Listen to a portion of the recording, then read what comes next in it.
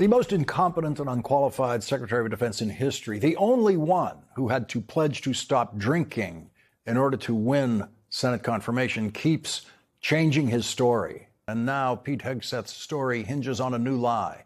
Secretary Hegseth, what I'm really concerned about is you purport to have unfaltering loyalty to President Trump, and yet you are continuously going... Oh, you care a lot about President Trump, don't you? You are going behind his back. A huge waste of your 5 minutes. A huge waste of your 5 minutes that led nowhere. I reclaim my time. You are repeatedly going behind the president's back. Gentleman from Colorado's time. Go ahead, Mr. Crow. You are repeatedly going behind President Trump's back, appointing people who he has accused of lying, who the White House is accused of lying. Gentleman's time's expired. And you are not being honest with President Trump. No, you're playing a gotcha game like you do on TV and everywhere else. You're trying to thread together details that are connected about something else. Clearly, you're concerned about my line of questioning, aren't you, Mr. Secretary? Because you know where it's going, don't you? I think you do. The instant Jason Crow reclaimed his time, Pete Hegseth's self-assured grin noticeably faded. The man who had built his entire public image around strength and a warrior mentality was suddenly squirming in his seat, looking more like a schoolboy caught red-handed than someone fully in control of the room. Our combat formations don't need to look like Harvard University. They need to look like killers. Trained and skilled and prepared. The standards need to be high, and they need to be gender neutral. So that if you can do the job, you're in that formation, and if you can't, you are not. That is restoring the warrior ethos. This was supposed to be his victory lap. Secretary of Defense, loyal serviceman, untouchable, or at least that was the image. But in less than a minute and a half, the atmosphere inside the hearing room had shifted, becoming tense and unmistakably hostile. Jason Crow was methodically breaking down Hegseth's arguments in real time, and everyone present could feel the pressure mounting. Hegseth still seemed convinced that no one was truly paying attention. He acted as though the cameras were there only to capture another polished highlight. Crow exposed just how mistaken that assumption was. What you're about to witness is deeply unsettling. You'll see the Secretary of Defense evade direct answers, delay whenever possible, and eventually strike back like a cornered cable news commentator instead of the person leading the world's most powerful military. Stay with us. This escalates quickly. Thank you, Chairman. Mr. Secretary, I want to go in a little bit different direction. Timothy Parlatore served as your private attorney, correct? Correct. And Mr. Parlatore also served as private attorney for President Trump's campaign, correct? I'm not privy to every professional position that he's held. Well, I'll help you out. He did. And you appointed Mr. Parlatore as your senior advisor, correct? He does reserve duty on behalf of the Navy. His title is senior advisor. You gave him that title, correct? And I would count him as very much an advisor of mine. Yep, he travels with you, correct? Tim Parlatore has been a long-term friend. He's a great patriot. He travels with you. That's not what I asked. I reclaim my time. He travels with you, doesn't he? He travels with you, doesn't he? Correct? There's public Instagram that shows this. Just say yes. Yes, of course. Okay. He sits in meetings with you and advises you, doesn't he? He sits in some meetings on occasion. Yeah, well, he maintains a desk in an office in the Pentagon, does he not? I'd have to check. You don't know? It's a big Pentagon. You directly commissioned Mr. Parlatore in the Naval Reserve as a Navy commander in March 2025, did you not? I was very proud to do so. And when you did, because he's a Navy Reserve officer, he didn't have to go through the PPO process, the White House Presidential Personnel Office, right? He wasn't vetted by a White House PPO. Oh. Uniformed service members don't get vetted by... The answer is yes. He didn't have to be vetted by a White House PPO. He didn't go through the Senate confirmation process either, did he? The answer is no. I don't know what you're getting to, but Tim is a fantastic... I'll tell you what I'm getting to. The answer is no, right? He does great work. Okay. The Secretary of Defense had just acknowledged on the record that he gave his longtime personal attorney, a Navy commander, a desk inside the Pentagon, and access to classified meetings without White House vetting, without review by the Presidential Personnel Office, and without Senate confirmation. The only approval was Pete Hegseth's own signature. Then Crow asked a straightforward question. Does this man even have an office in your building? Hegseth responded like someone unfamiliar with the very place he was supposed to be leading. I'd have to check. It's a big Pentagon, he replied. He even said he was proud to have commissioned him, essentially expressing pride in bypassing every safeguard designed to prevent the Pentagon from becoming a private circle reserved for the secretary's personal associates. But this was far from the first time Parlatore had stepped in to protect Hegseth. Public reporting indicates that he represented Hegseth in connection with a 2017 sexual assault allegation in Monterey, California, an allegation that never resulted in criminal charges. That same attorney is now serving from within the federal government itself. Public records also show that Parlatore has represented Navy SEALs in legal disputes with the military and defended retired Admiral Robert Burke, the former Vice Chief of Naval Operations, who was later convicted of bribery. Now connect the dots. The lawyer who once defended Hegseth personally and later represented an admiral convicted of bribery now holds a desk, a title, and access inside the Pentagon. By Hegseth's own admission, there is still no confirmed record of exactly when, or even whether, that attorney's security clearance was officially granted. And what happens next raises the stakes even higher, because Crow is about to ask the very questions Hegseth appears determined to avoid. He didn't maintain a security clearance when you appointed him as special advisor. Is that right? I'd have to check. You don't know? I mean, anybody that has access to sensitive material is going to have the appropriate clearance. Okay, so when you appointed him as special advisor, he had a security clearance? You're trying to piece together a timeline. No, I'm asking a simple question. One of your special, most sensitive advisors, did he have a security clearance? No, you're playing a gotcha game like you do on TV and everywhere else. You're trying to thread together details that are connected about something else. Clearly, you're concerned about my line of questioning, aren't you, Mr. Secretary? Because you know where it's going, don't you? I think you do. So, does Mr. Parlatore represent foreign governments? He has a private law practice, does he not? From what I understand of his law practice, he does a lot of great work for service members in the military and other. He maintains a private law practice. Does he represent foreign governments or foreign persons in that private law practice? I don't know. You don't know. Somebody who's sitting in your meetings, a special advisor, you don't know. Does he represent any senior officers who are currently under consideration for promotion by you or your office? The only person that makes determinations about senior officers is me. Answer the question. Does he represent senior officers who are under consideration for promotion by you? No, I'm the one that makes decisions about choosing. Does he represent them, Mr. Secretary? Does he represent them? He doesn't represent anyone. He's a legal advisor and always has been. But he has clients, does he not? He's a legal advisor to me on reserve duty, and he always has been, and he does a fantastic job. Is it true that Mr. 3 straightforward questions, 3 deeply damaging responses. Does your most trusted special advisor even hold a valid security clearance? I'd have to check. Does he represent foreign governments or foreign individuals through his private legal practice? I don't know. Does he currently represent senior military officers whose promotions could ultimately come before you for approval? Instead of giving a direct answer, Hegseth snapped, interrupted the questioning, and spoke over Crow, avoiding the question altogether.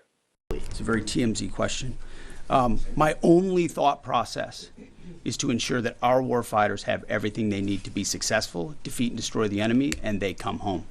I want them to feel empowered, to have every authority they need within our rules and within our law to bring maximum violence to the enemy, because war is violent.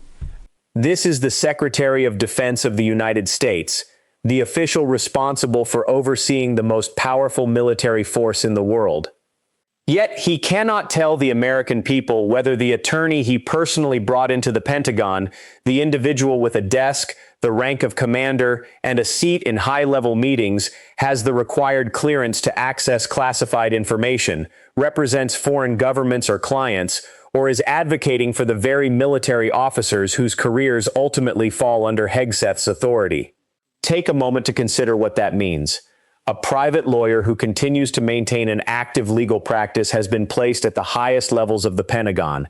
He travels alongside the secretary, he attends key meetings, and the Secretary of Defense says he has no idea who that attorney's clients are. He cannot say whether foreign money is connected to someone who now has access to the nation's most sensitive military operations. He cannot say whether the person advising him behind closed doors is also representing officers seeking promotion within the same chain of command. What happens next reveals just how far Hegseth is prepared to go to shield that arrangement. Mr. Parlatore was removed. I reclaim my time. Is it true that Mr. Parlatore was removed from an investigation by the White House last year? I don't know what you're referring to, but not that I'm aware of. You're not aware of it. Was it true that you were also removed from that same investigation? The answer is yes. No, not that I'm aware of. You're not aware of it. That's interesting. Well, is it true that Mr. Parlatore disparaged President Trump? I don't know what you're referring to, but no. Is it true that... Going nowhere. Well, it's going somewhere, which is why you're not answering the question. Was it true that he was accused of lying by the president's legal team? I'm not familiar to... You'd have to give me the... Well, it's right here. You want to look at the statement from President Trump's legal team? Anybody could blow up a quote and claim it says something, and that's what you're doing in a little stunt. Secretary Hegseth, what I'm really concerned about is you purport to have unfaltering loyalty to President Trump, and yet you are continuously going... Oh, you care a lot about President Trump, don't you? You are going behind his back. Waste of your 5 minutes. A huge waste of your 5 minutes that led nowhere. I reclaim my time.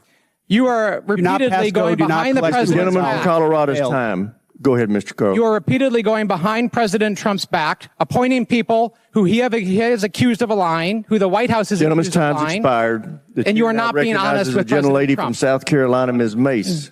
This hearing was never truly about a single attorney. It was about what happens when the world's most powerful military institution is led by someone who still approaches the job like a television personality, focused on protecting a carefully crafted public image. Pete Hegseth did not step into the Pentagon as a veteran institutional leader. He arrived as a media figure who had spent years presenting an image of toughness to cable television audiences.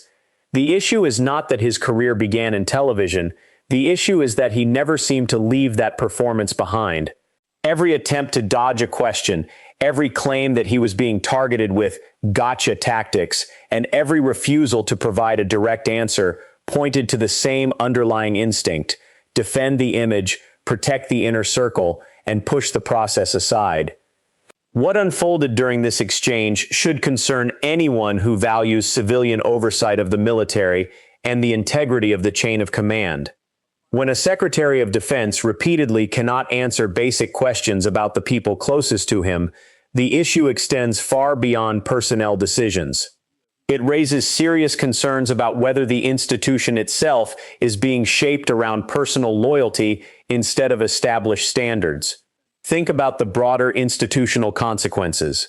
The Pentagon is not a private corporation, nor is it a political campaign headquarters. It is the operational center of American military power. Its credibility depends on the principle that decisions involving access, promotions, and classified information pass through multiple layers of independent review. Once those safeguards are treated as optional rather than essential, the system begins to weaken from the top down. The officers watching this hearing did not see a confident leader firmly defending his team. They saw a secretary who appeared more focused on protecting a close associate than on demonstrating a firm command of the facts. That impression spreads quickly through a military already facing challenges with trust and retention. Younger officers notice when standards appear to be applied unevenly. Senior leaders notice when the person at the top seems to value personal relationships more than institutional discipline. The lasting damage is not measured by a single difficult news cycle. It is measured by declining confidence that the system still rewards merit instead of personal connections. There is another consequence that is quieter but potentially even more dangerous. When a Secretary of Defense treats congressional oversight as little more than political theater, it sends a message throughout the bureaucracy that accountability is optional.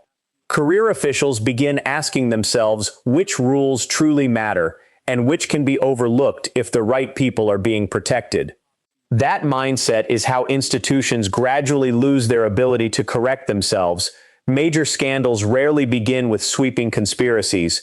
More often, they start with small exceptions granted to well-connected individuals, followed by the silent expectation that those exceptions will never be questioned. Hegseth's repeated claim that these straightforward questions were merely gotcha tactics is revealing on its own. In a healthy institution, a cabinet secretary welcomes detailed questions because they provide an opportunity to demonstrate a thorough command of the facts. In an unhealthy one, that same level of precision is treated as an attack rather than a responsibility. The distinction is not merely one of style, it is a revealing indicator. Leaders who have a firm command of the facts rarely shy away from detailed questions. Those who place personal relationships above established procedures often do.